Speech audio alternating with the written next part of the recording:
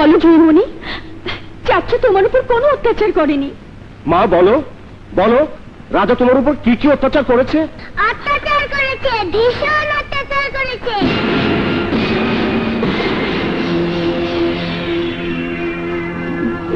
বলো মা, জজ সাহেবকে বলো, উনি রাজাকে ফাঁসি দেবেন।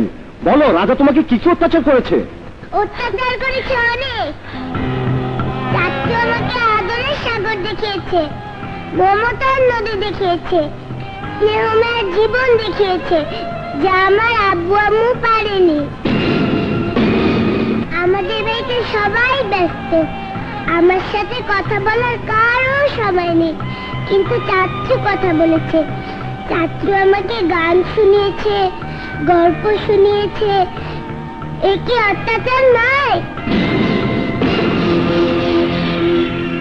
আমি না খেলে চাচ্চু সারাদিন খেত না, এটা কি অত্যাচার নয়?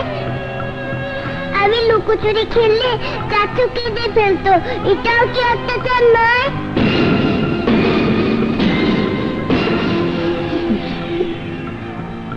একবার আমার গুলি লেগেছিল। চাচ্চু রাতের পর রাত ঘুমায়নি, রাতে বিছানায় ঘুমাতাম, সকালে দেখতাম আমি চাচ্চুর বুকের উপর শুয়ে আছি। এসব যদি অত্যাচার না হয় তাহলে আমার চাচ্চুকে ছেড়ে দিন জজ সাহেব।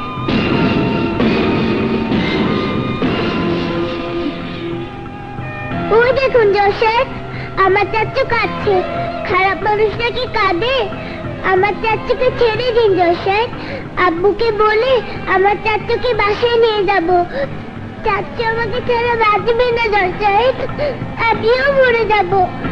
আমাদের বাঁচান।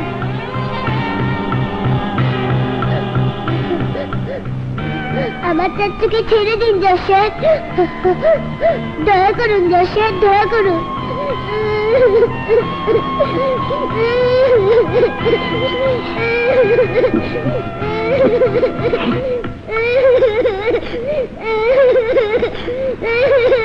কেঁদে না মা, ফেরেশতারা কাঁদে না। আজকের মামলার তুমি সাক্ষী নও মা, তুমি জজ।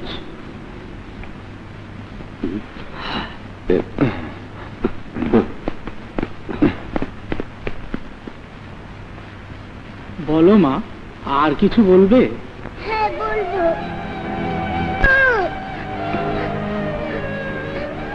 জজ সাহেব,